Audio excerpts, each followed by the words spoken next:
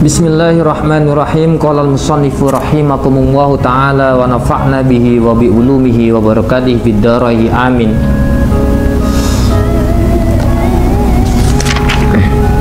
Al-maqalatu tsaniyata wa isruna. Makalah yang ke-22. Kila dikatakan di sini man kana bi ta'ati indallah qariban kana bainan nasi ghariban. Barang siapa yang di sini di dalam ketaatannya kepada Allah Subhanahu wa taala,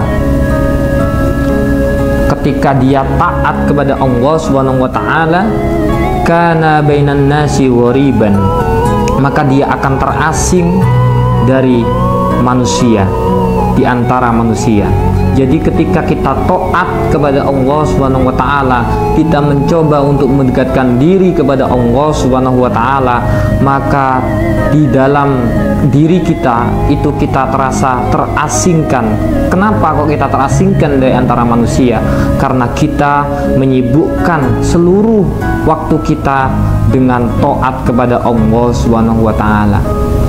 Taat itu bisa dengan kita mengerjakan sholat, kita juga bisa wayanha anil munkar wa ya'muruna bil ma'ruf wa yanhauna 'anil munkar. Kita melakukan sebuah kebaikan-kebaikan, memerintahkan, mengajak kepada seluruh saudara kita, teman-teman kita, itu tentang perintah-perintah Allah Subhanahu wa taala, dan juga mencegah mereka untuk melakukan sesuatu perbuatan-perbuatan yang buruk.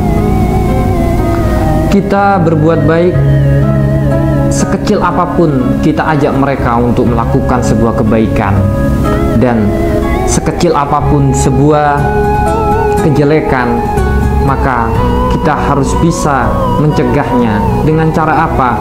Dengan cara kita ngobrol bersamanya, menasehatinya dengan cara nasihat yang santun, yang mana nasihat itu bisa diterima di dalam dirinya dan juga di dalam kolbunya, di dalam hatinya. Maka ketika kita cinta dan juga sayang kepada sahabat kita, kepada saudara kita, sebagai teman kita, maka ketika mereka melakukan sebuah kesalahan, mereka melakukan sebuah keburukan, sudah sepatutnya kita untuk mengingatkannya bahwasannya itu tidak diperbolehkan di dalam agama, tidak diperbolehkan dalam syariat. Karena apa? Sekecil apapun amal kita itu akan tercatat, akan dicatat oleh malaikat dan juga oleh Allah Subhanahu wa taala. Faman ya'mal mithqala dzarratin khairan yarah. Kebaikan sekecil apapun dia akan dicatat, sekecil biji sawi. Wa may ya'mal mithqala dzarratin syarran yarah. Dan juga sebagai keburukan sekecil apapun juga dia akan dipertanggungjawabkan di hadapan Allah Subhanahu wa taala. Maka kita sebagai manusia haruslah kita merenungkan, harus berserah diri dan juga mengingat untuk apa hidup ini. Kita hidup untuk apa? Imma syi'ta, ketika kau tidak mau dinasihati, ketika kamu tidak mau diberikan, diingatkan atas kebaikan-kebaikan, imma syi'ta, hiduplah sesukamu. Tapi yakinlah, fa'innahu mayyit, kamu juga akan mati. Dan orang yang mati itu tidak ada yang bisa terselamatkan kecuali dengan amalnya. Apa kata-kata mereka? Apa kata orang-orang yang sudah meninggal? Ketika orang-orang yang meninggal itu ditanya, ketika dalam kehidupannya awal dia lahir, dia tidak pernah mengenal Allah Subhanahu wa taala, dia berbuat keburukan, tidak pernah taat kepada Allah Subhanahu wa taala, dia hanya melaksanakan sebuah keburukan-keburukan.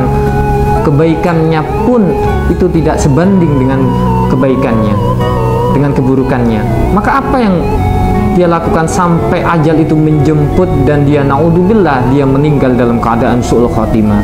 Maka dalam kehidupan kita selalu berdoa, Allah khtim lana bi husnil khotimah, ya Allah matikan kami dalam keadaan husnul khotimah, wala tahtim lana bi su'il khotimah, dan jangan jadikan kepulangan saya, kembalinya saya kepada Allah Subhanahu wa taala dalam keadaan sul khatimah, maka itu adalah sebuah penyesalan yang sangat besar ketika orang itu tidak memperdulikan dirinya, dia hanya fokus kepada dunianya.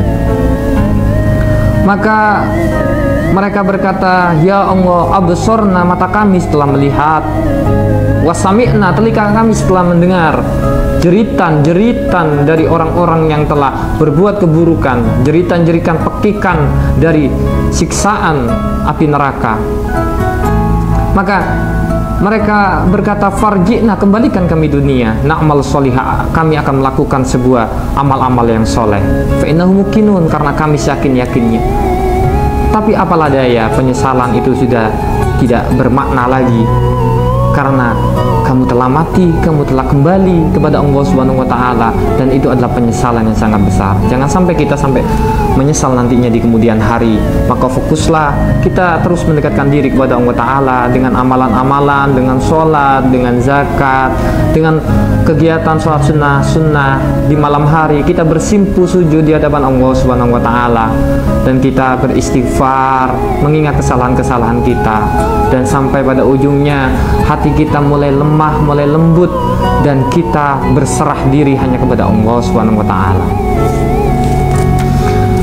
Maka ketika itu semuanya kita telah lakukan, maka kita akan terasa terasing dari manusia, karena kita terlalu sibuk untuk taat kepada Allah Subhanahu wa taala. Man kana bi taat indallah qariban kana bainan nasi qariban bainahu wa riban. Ketika kalian itu taat kepada Allah taala, maka kalian akan terasa terasing dari antara manusia. Wal maqalatu salisatu wa ishruna. Makalah yang ke-23 di sini dikatakan kila harokatut taat, bahwasanya setiap gerakan badan yang melakukan ketaatan itu adalah dalilul ma'rifat, itu adalah petunjuk bahwasanya kita ma'rifat kepada Allah Subhanahu wa taala. Itu bukti tentang kemarifatan seseorang. Seperti apa? Kama annal harakatul jismi dalilul hayat, sebagaimana geraknya badan itu sebagai bukti bahwasannya adanya sebuah kehidupan. Nah, di sini dikatakan wal makna anna ityanul abdi ta'at inda wa ta'ala alamatun ala ma'rifatihi, fa idza kasura ta'at kasuratul ma'rifat, wa idza qallat maka qallat, li anna dzahir bir'atul batin. Nah, di sini dijelaskan bahwasannya ketika kita menggerakkan ketaatan kita, menggerakkan badan kita untuk melaksanakan ketaatan kepada Allah Subhanahu wa taala, maka itu sebagai bukti kemakrifatan kita kepada Allah Subhanahu wa taala, sebagaimana geraknya badan kita itu menunjukkan bahwasannya kita hidup. Maka ketika kita bergerak, maka ketika kita gerakkan batin kita untuk selalu mendekatkan diri kepada Allah Subhanahu wa taala, dengan cara apa? Dengan zikir, dengan beristighfar, dengan bersolawat, dengan melaksanakan sholat-sholat sunnah. Ini sebagai bukti bahwasannya apa? Batin kita gerak, ketaatan kita itu gerak, ketaatan kita itu hidup. Maka ini juga menjadi petunjuk bagi kita semuanya bahwasannya kita itu mulai makrifat kepada Allah Subhanahu wa taala. Kita mulai mendekatkan diri kepada Allah Subhanahu wa taala. Maka perlu kita lakukan. Kita ketika sholat, ketika duduk di antara dua sujud, kita berdoa, Rabbighfirli warhamni wajburni warfa'ni warzuqni wahdini wa'afini wa'fu anni. Ada waktu yang sebentar itu ada banyak doa yang kita ucapkan kepada Allah Subhanahu wa taala, yang kita mintakan kepada Allah Subhanahu wa taala. Maka itu juga sebagai pendekatan kita kepada Allah Subhanahu wa taala. Dan juga ketika kita takbir kabiro walhamdulillahi katsiro wa subhanallahi bukrata wa asila, inni wajahdu, sesungguhnya kami hadapkan wajhatu wajhiya lilladzi fataras samawati wal ard, di hadapan bumi dan langit, hanifan muslimah wa ma'ana minal muslimin musyrikin. Inna solati, sesungguhnya solatku, wa nusuki, wa ma yahya, dan juga hidupku, wa mamati, dan juga kematianku,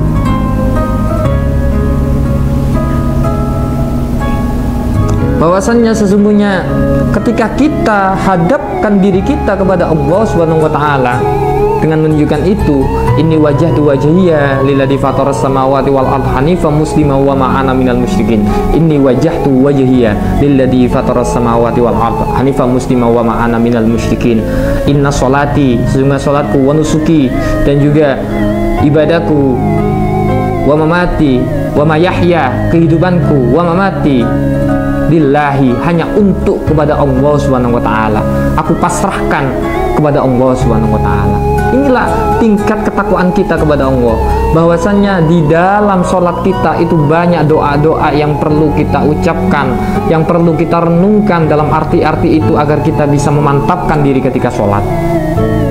Maka ketika kita sholat, kita merenungkan arti-arti dari bacaan-bacaan sholat itu, sungguh orang itu akan khusyuk, dia akan ngerasa tenang, dia akan ngerasa tentram, dia akan ngerasa bersalah, dia akan merenungi segala kesalahannya, kesalahan yang telah ia lakukan di setiap harinya.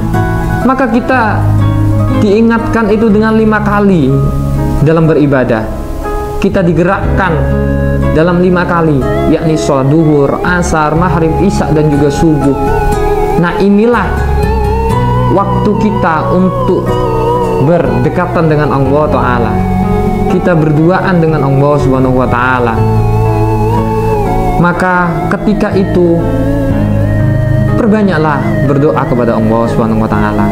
Mintakan kepada Allah Subhanahu wa taala bahwasanya kami ini lemah, kami ini payah, kami ini tidak bisa apa-apa dan bukan siapa-siapa. Hanya Allah Subhanahu wa taala yang mampu untuk melakukan segalanya.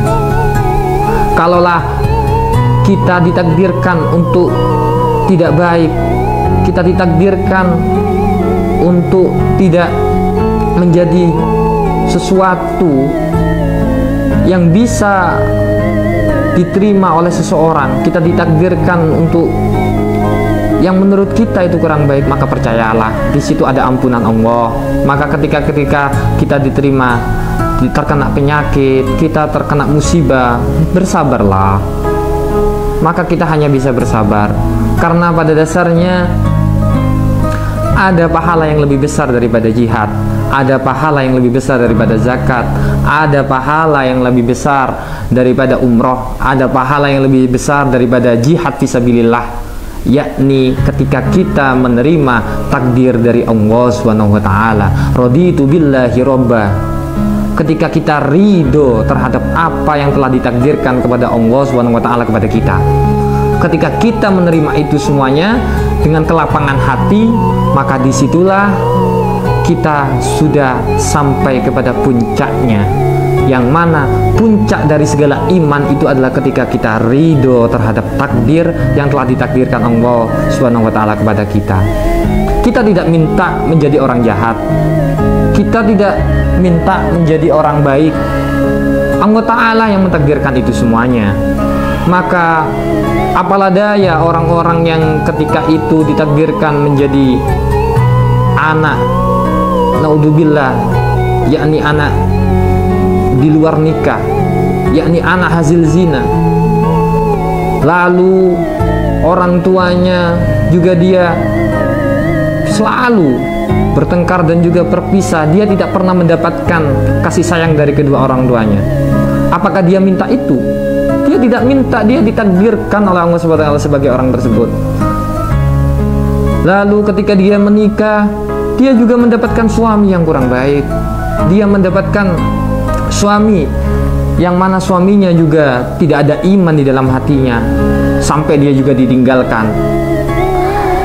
Dan juga ketika dia mempunyai anak, dia mendapatkan anak yang durhaka kepadanya, yang tidak patuh kepadanya, yang malah dia selalu ngelawan kepadanya. Tapi ketika di sana orang tersebut itu mempunyai sedikit iman di dalam hatinya, bahwasannya hidup di dunia itu hanyalah sementara, dia terus menggerakkan ketaatannya kepada Allah Subhanahu wa taala, maka dia akan menjadi orang yang bahagia ketika di akhirat.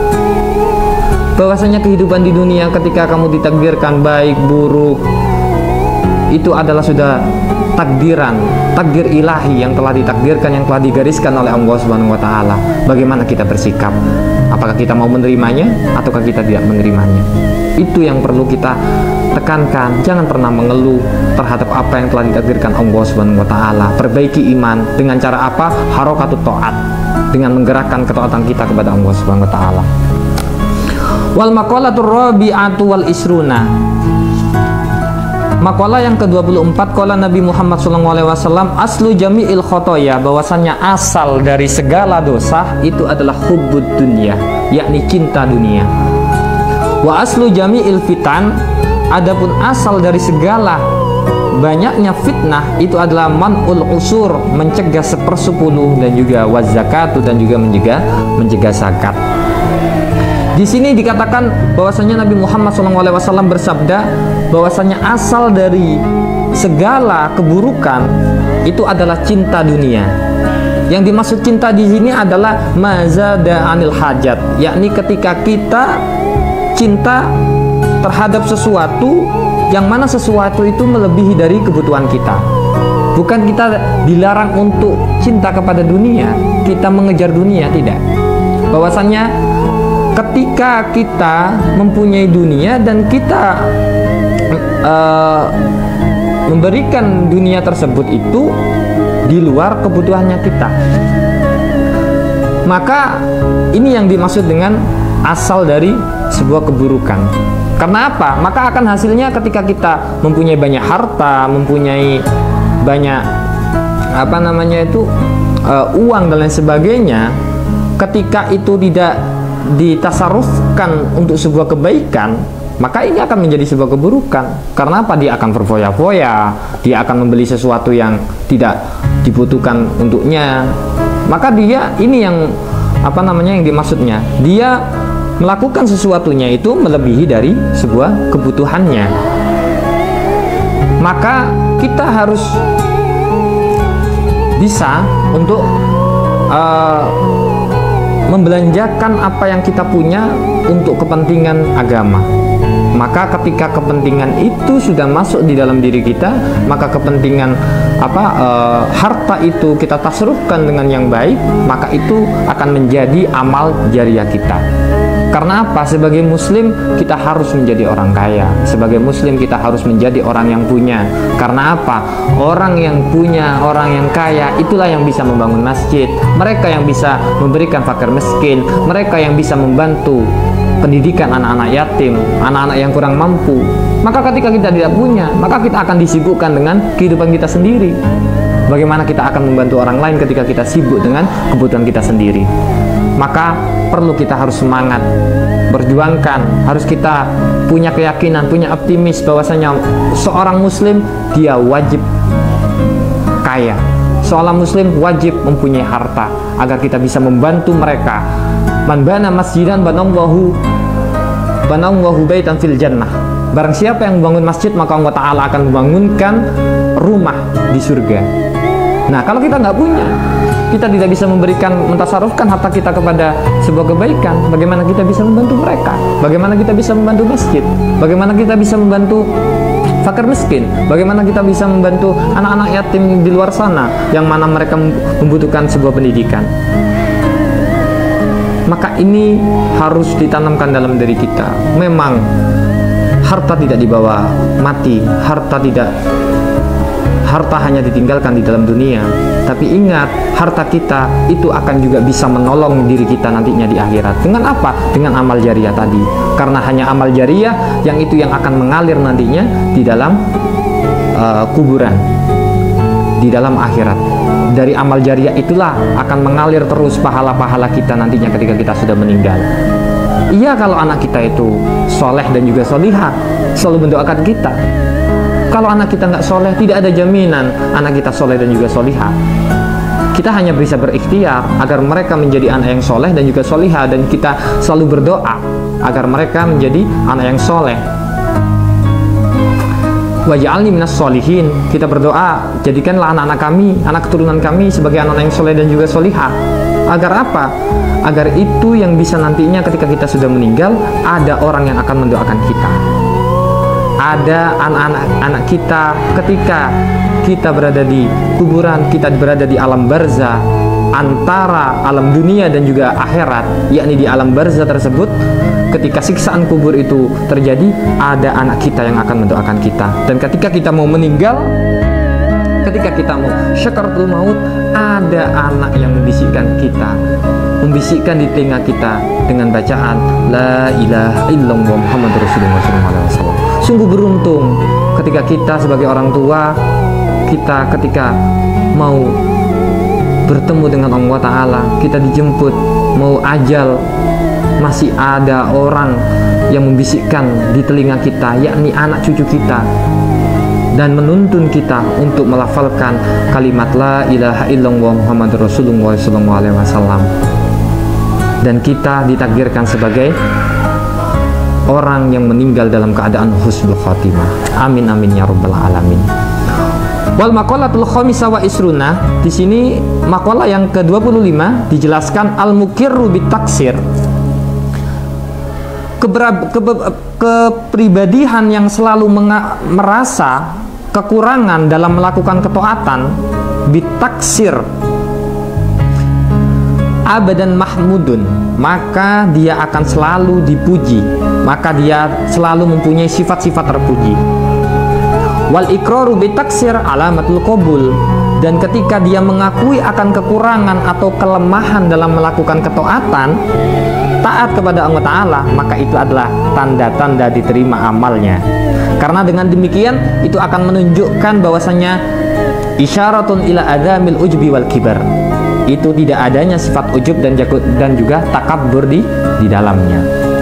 Nah, di sini dijelaskan dalam maqalah yang ke-25 ini bahwasannya apa? Ketika kita mempunyai kepribadian yang kita selalu merasa kurang dalam melakukan ketaatan kepada Allah Subhanahu wa taala, dan maka kita akan mempunyai sifat-sifat terpuji. Dan ketika kita mengakui akan kekurangan dan bahwasanya kita lemah dalam melakukan ketaatan kepada Allah Subhanahu wa taala, maka ini sebagai tanda dari diterimanya amal kita. Kenapa kok sedemikian ini disebut seperti itu? Karena ketika kita mempunyai kedua sifat ini, maka ini akan mengurangi dari sifat-sifat ujub. Ujub itu apa? Ujub itu adalah ngerasa bangga diri, ngerasa mulia, dan juga takabur, yakni adalah sifat sombong. Maka ketika kita ngerasa rendah diri, bahwasannya ilmu yang saya punya ini masih sedikit, bahwasannya orang lain, kita masih haus terhadap ilmu yang diberikan oleh orang lain, oleh guru kita masih haus terhadap nasihat-nasihat dari guru-guru kita, dari masyayikh kita, dan juga ketika kita melakukan ketaatan itu masih ada, kita selalu merasa kurang terhadap ketaatan yang telah kita berikan, maka ini akan memupuk diri kita tidak adanya sifat ujub, sifat bangga diri, dan juga sifat takabur atau sifat sombong yang ada dalam diri kita. Karena apa? Kita nggak bisa sombong. Sebagai manusia kita harus menjauhi sifat takabur ini, karena sifat takabur hanya milik Allah Subhanahu wa taala. Kita mau takabur apa? Kita bukan siapa-siapa, dan jika bukan apa-apa. Kita hanya makhluk yang terbuat dari tanah yang hitam, yang diinjak-injak, tidak ada mulianya. Wa nafaktum birruhi, dan lalu Allah Ta'ala meniupkan ruh ke dalam tubuh, ke dalam tanah itu. Disitulah kita ngerasa mulia, disitulah kita dimuliakan. Wa naqadu bisujud bisajidin, dan malaikat-malaikat lalu sujud kepadanya. Lalu ketika kita lahir ke dunia, lalu dia diberikan harta, lalu dia diberikan kehidupan, dia ngerasa sombong, ngerasa congkak terhadap apa yang telah ia dapatkan setelah ia muliakan, padahal dia hanya terbuat dari tanah yang hina, dan juga dia terbuat dari air yang hina. Lalu dia akan ngerasa sombong. Maka sungguh luar biasa ketika dia ngerasa congkak dan sombongnya, lalu dia katakan, saya tidak sholat, saya tidak zakat, saya tidak puasa. Kenapa hidup saya enak-enak saja, hidup saja bahagia saja, anak saya juga aman-aman saja, saya tidak diberikan sakit, saya tidak diberikan keburukan, hidup saya bahagia. pekerjaan saya aman-aman saja, dan rezeki saya lancar-lancar saja. Wa yukhadi'una, dia ngerasa wa yukhadi'una Allah, dia ngerasa menipu Allah Ta'ala, padahal dia fahuwa yukhadi'uhum, bahwasanya dia yang tertipu, bahwasanya dia adalah orang yang tertipu, yang ditipu oleh Allah Subhanahu wa Ta'ala dengan sifat-sifat istidrat. Istidrat itu adalah ketika dia tidak melakukan kebaikan, dia tidak melakukan ibadah, tapi dia diberikan aman-aman saja oleh Allah Subhanahu wa Ta'ala. Itulah yang dimaksud dengan kenikmatan bersampul. Maka ketika amal-amal kita yang kita berikan kepada Allah Subhanahu wa Ta'ala, terus kita ngerasa sombong di situ, terus kita juga akan mati, apa yang akan kita bawa? Maka tidak ada yang bisa kita sombongkan di hadapan Allah Subhanahu wa Ta'ala. Kita harus ngerasa lebih rendah, kita harus ngerasa lebih merenungi apa yang telah kita lakukan, keburukan-keburukan yang telah kita lakukan, agar kita terhindar dari sifat ujub dan juga takabbur. Wal maqalatu sadisatu wa isruna, maqalah yang ke-26.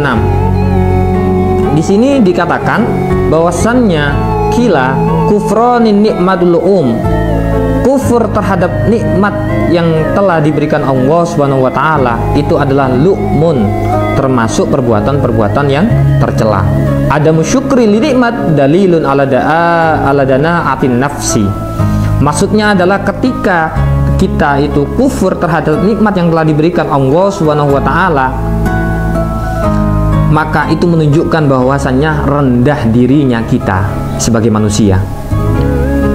Maka kita nggak boleh kufur terhadap nikmat yang telah diberikan oleh Allah Subhanahu wa Ta'ala. Sekecil apapun nikmat yang telah diberikan Allah Subhanahu wa Ta'ala, yang rasanya kita nikmat itu kecil padahal besar. Menurut kita saja kecil nikmat itu yang telah diberikan kepada Allah Ta'ala. Tapi kalau kita bisa berpikir, tafakkur, bisa'ah, berpikir sesaat terhadap nikmat-nikmat yang telah diberikan kepada Allah Subhanahu wa Ta'ala kepada kita, maka kita bisa berpikir bahwasanya nikmat yang telah diberikan Allah Subhanahu wa Ta'ala itu sangatlah besar, dan ibadah kita itu tidak sebanding dengan apa yang telah diberikan oleh Allah Subhanahu wa Ta'ala atas nikmat-nikmat yang diberikan kepada kita.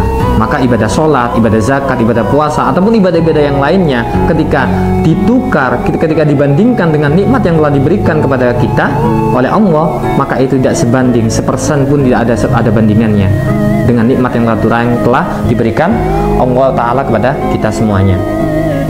Dan juga di sini jelaskan wasuhbutul ahmak, kita dilarang untuk berteman dengan orang-orang yang bodoh. Yakni apa yang dimaksudnya ini adalah ahmak ini siapa? Wa huwa ahmak wadihu syai'i fi ghairi mahalihi ma'al ilmi bikubhihi. Yang dimaksud di sini adalah orang yang menempatkan sesuatu itu tidak ada pada tempatnya, padahal ia mengetahui akan keburukan sesuatu tersebut. Ini adalah sebuah keburukan yang tidak diberkahi. Maka ketika kita berteman dengan orang-orang yang seperti ini, yakni menempatkan sesuatu yang tidak ada pada tempatnya, padahal dia tahu, gitu. Dia mempunyai ilmu, tapi dia tidak melakukannya, gitu. Ya, melakukan hal-hal yang bodoh, yang mana dia tahu ilmunya, tapi dia tidak menghiraukannya. Maka ini termasuk sumun khairun mubarak. Maka ini adalah termasuk sebuah keburukan yang tidak mempunyai keberkahan. Maka kita dilarang untuk berteman dengan orang-orang yang mempunyai sifat-sifat seperti ini. Yakni apa? Kita dilarang untuk berteman dengan orang-orang yang mempunyai sifat yang mana sifat tersebut itu mengajak sebuah keburukan, gitu loh. Yang mana padahal dia tahu itu adalah sebuah tidak baik, tapi tetap ia lakukan, gitu loh. Nah, ini yang akan menyebabkan orang tersebut itu menjadi buruk dan juga mempunyai sifat yang mana sifat tersebut tidak diberkahi oleh Allah Subhanahu wa Ta'ala. Kama rawahu Tabrani, di sini diriwayatkan oleh Imam Tabrani dan juga Imam Bashir dari Basir annahu qala, sesungguhnya Nabi Muhammad SAW bersabda, isrimil ahmak, putuslah hubungan kamu dengan orang-orang yang bodoh itu. Bikasril hamzah, dengan kasrohnya hamzah di isri, dan roknya isrimi itu Roknya diharakati kasroh, ai iktauhu wuddahu, yakni kita disuruh untuk memutus, tidak bersahabat dengan mereka. Wal makna la tusahibuhu liqabhi halatihi wa li anna tiba syaraqatun wa qad yasriqut tabu'uka minhu. Maksudnya adalah ketika kita berteman dengan orang-orang tersebut, maka jeleklah tingkah laku kita. Kenapa? Karena sesungguhnya beberapa watak itu mencuri terkadang watak kamu, gitu loh. Maka ketika kita berteman dengan orang-orang yang seperti itu, maka kita akan tertular, watak kita akan dipengaruhi oleh mereka. Karena apa? Karena sesungguhnya watak itu ketika orang yang mempunyai sifat-sifat yang tersebut yang tadi itu akan mempengaruhi watak kita juga, gitu loh. Maka ketika kita berteman dengan orang yang penjual minyak wangi, maka kita akan wangi. Ketika kita berteman dengan orang yang orang yang berbau tidak enak, maka juga kita akan ikut juga bau tidak enak, gitu loh.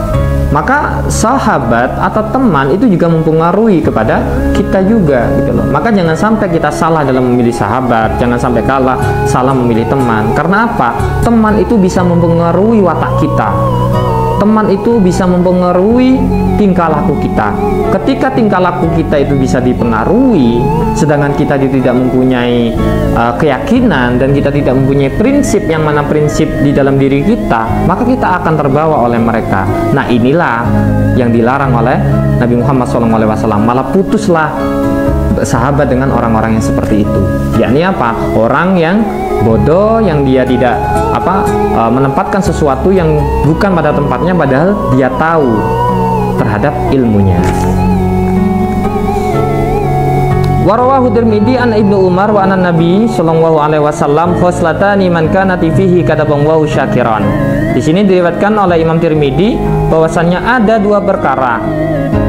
Man kana khoslatani, ada dua perkara, man kana fihi kataballahu syakiran sabiran. Barang siapa yang memiliki keduanya, maka Allah akan mencatatnya dia sebagai orang yang bersyukur dan juga orang yang bersabar. Lam yaktub wa syakiran wala sabiran. Dan barang siapa yang tidak ada memiliki sifat keduanya, maka orang tersebut tidak tercatat sebagai orang yang syukur dan juga orang yang sabar. Yang dimaksud di sini apa? Siapa? Man nadara finihi ila man huwa fawqa faqtada bihi wa nadara fi dunya ila man huwa duna fahamidallahu alama fadalahu bihi alaihi kadamu syakiran sabiran. Yakni adalah barang siapa yang dimana ketika dia melihat agamanya, melihat agama itu lebih tinggi, melihat orang yang lebih tinggi, dan ketika maka dia akan mengikutinya. Sedangkan dia melihat urusan dunia, dia melihat orang yang lebih rendah darinya. Maka lalu dia memuji atas Allah Subhanahu wa taala terhadap apa keutamaan kemuliaan yang diberikan kepadanya. Maka orang-orang tersebut akan tercatat sebagai orang yang syakir, orang-orang yang bersyukur dan juga orang-orang yang sabar. Maksudnya di sini adalah ketika kita melihat sebuah agama, maka yang kita lihat itu adalah orang yang lebih tinggi agamanya. Ketika kita belajar agama, maka kita jangan melihat orang yang berada levelnya di bawah kita. Kita harus melihat orang yang lebih tinggi. Agar apa? Itu memupuk semangat kita agar kita bisa belajar lebih semangat lagi, bisa belajar lebih giat lagi untuk memperdalam agama tersebut. Akan tetapi ketika kita melihat dunia, melihat sebuah dunia, maka kita melihat orang yang di bawah kita, melihat orang yang di bawah kita. Ketika kita diberikan kesehatan seperti ini, maka kita melihat orang yang menerima seorang yang ditimpa musibah sakit, maka kita akan bersyukur terhadap apa yang telah ditakdirkan kepada kita semuanya. Maka ketika itu muncul di dalam diri kita, maka kita tercatat oleh Allah Subhanahu wa taala sebagai orang yang bersyukur dan juga orang yang bersabar. Kenapa orang tersebut dicatat sebagai orang yang bersyukur dan juga orang yang bersabar? Karena dia melihat agama, dia melihat orang yang lebih tinggi darinya, dan ketika dia melihat dunianya, dia melihat orang yang lebih rendah dari dirinya sendiri. Wa man nadara fi dinihi ila man huwa dunahu wa nadara fi dunya ila man huwa fawqahu fa asafa ala ma fatahu lam yaktub wa syakiran wala sabiran. Hadal hadis Jami'ul Jima'il Anwa'ul Khair. Dan ini adalah hadis yang mana hadis itu sudah kumpulan dari segala macam-macam sebuah kebaikan. Maka ketika orang tersebut itu melihat rendah terhadap melihat kepada orang yang lebih rendah, sedangkan dalam urusan dunia itu melihat orang yang lebih tinggi, maka dia akan menyesal. Nah, ketika kita itu keterbalikannya, ketika kita melihat orang yang lebih banyak agamanya, orang yang lebih ketika kita melihat agama itu orang yang lebih rendah daripada kita, yang lebih sedikit ilmunya, dan ketika kita melihat dunia itu terhadap orang yang lebih tinggi daripada kita, maka kita akan menyesal, dan ketika itu kita tidak tercatat sebagai orang yang bersyukur dan juga orang yang sabar. Maqalah ke-27, maqalah tusabiatu wa ishruna, qala syair. Di sini syair dikatakan min bahril kamil al majyus. Ini adalah bahar kamil, di dalam syairnya. Kalau di dulu kita kalau pernah mondok, di sini juga dijelaskan dalam ilmu arud, yang mana itu ada beberapa mahar-mahar, ya. Termasuk di sini adalah mahar kamil, mahar rojas dan lain sebagainya. Di dalam syair-syair itu tidak gampang untuk menciptakan sebuah syair, karena dia harus menentukan sebuah wazan-wazan yang telah ditentukan di dalam syair itu, karena ada ilmunya dalam membuat syair. Di sini dijelaskan yaman bidunya nasitihol qad gharrahu tulal amal aw lam yazal fi ghaflatin hatta dana minhul ajal al mautu yati bahtatan wal qabru sundukul amal isbir ala ahwaliha law la mauta illa bil ajal. Nah, di sini dijelaskan yaman bidunya wastaghol, wahai orang-orang yang disibukkan oleh dunia itu, qad gharrahu tulal amal, sungguh panjangnya angan-angan yang telah ia menenggelamkan mereka. Maka ketika orang-orang disibukkan oleh dunia, maka dia ditenggelamkan dengan angan-angannya itu. Awalam yazal fi ghaflatin hatta dana minhul ajal, maka bukankah mereka selalu dalam keadaan lupa kepada Allah Subhanahu wa taala hingga dekatnya ajal bagi mereka. Al mautu yati buhtatan wal qabru sundukul amal isbir ala ahwaliha la mauta illa bil ajal. Dan sesungguhnya kematian itu datangnya mendadak, dan kubur itu adalah tempat penyimpanan amal. Bersabarlah dalam menghadapi kesusahan dunia, sebab tiada kematian kecuali sudah datang ajal. Maka di sini yang sudah dijelaskan tadi, bahwasannya amal kita, perbuatan kita itu akan dipertanggungjawabkan di hadapan Allah Subhanahu wa taala ketika kita meninggal dunia, yakni di alam barzah. Alam barzah itu alam apa? Alam barzah itu adalah alam pemisah antara alam dunia dan juga akhirat. Jadi ketika ada siksa kubur, itu bukan siksaan akhirat, itu masih perdana, permulaan siksaan yang akan kita terima. Wa rawa Dailami annahu qala tarkud dunya ammaru minas sabri wa asaddu min hatmis suyuk fi sabilillah. Di sini Imam Dailami meriwayatkan hadis, sesungguhnya Rasulullah SAW tarkud dunya, meninggalkan dunia itu lebih pahit daripada brotoli. Di situ maknanya minas sabri wa asaddu minan hamis suyuk, dan sesungguhnya dan lebih menyakitkan daripada sabetan pedang di medan perang. Nah, di sini dijelaskan bahwasanya meninggalkan dunia itu lebih pahit daripada brotoli. Di sini dijelaskan brotoli itu adalah tanaman obat tradisional, ya, yang biasa ditanam di pekarangan, dan itu tumbuh di hutan, dan ini bisa dibuat untuk obat, yang mana ini sangat pahit sekali. Nah, di sini diistilahkan seperti itu, meninggalkan dunia itu. Wala yasruquha ahadan illa aqtahum wa hum mislu ma yu'ti syuhada, dan tiada sekali-kali orang meninggalkan kenikmatan dan melainkan Allah akan memberikan sesuatu yang sama seperti yang diberikan kepada para syuhada. Maka ketika kita meninggalkan tersebut, meninggalkan dunia tersebut, maka Allah juga akan memberikan sesuatu yang setimpal kepadanya. Watarku hakilatul akli, dan meninggalkan kenikmatan dunia itu dengan cara apa? Kilatul akli, sedikit makan, wasabhi, dan juga kekenyangan, wabadus sana minan nas, membenci ujub, yakni ketika kita dipuji oleh manusia. Karena apa? Fa innahu man ahabbas sana minan nas. Karena sesungguhnya orang yang disuka dipuji oleh manusia itu termasuk mencintai dunia dan juga kenikmatannya. Ketika kita suka dipuji oleh seseorang, maka itu berarti kita cinta dunia dan juga cinta terhadap nikmat yang telah diberikan kepadanya. Wa man sarahu na'im kullu na'im falyad'u dunya was-sana'u minan nas. Dan barang siapa yang menginginkan kenikmatan yang sesungguhnya, maka hendaknya ia meninggalkan kenikmatan dunia dan juga pujian manusia. Karena apa? Pada dasarnya pujian manusia itu hanya tipu daya, ya. Karena manusia itu ketika kita jatuh, mereka pun akan membenci kita. Dan ketika kita sukses ataupun kita itu lebih mulia, maka itu juga akan menimbulkan sifat hasad kepada orang lain juga, gitu loh. Maka tidak ada untungnya juga kita menunjukkan kepribadian kita kepada seseorang, gitu loh. Ketika kita masih di bawah, maka mereka akan mengejek kita, akan merendahkan kita, gitu. Dan ketika kita juga berada di atas, itu akan menimbulkan kepada orang tersebut dia mempunyai sifat hasad kepada kita. Jadi tidak ada baiknya, gitu loh. Warawahu Ibnu Majah annahu qala man kana niyatuhul akhirah jama'allahu syamlah. Barang siapa yang niatnya itu untuk akhirat, maka Allah akan menjadikan baik semua urusannya. Wa ja'ala ghanahu fi qalbihi wa atatu dunya rahimah. Dan urusan baginya, dan dia akan membuat hatinya itu kaya, dan dunia akan mendatanginya sebagai dalam keadaan hina.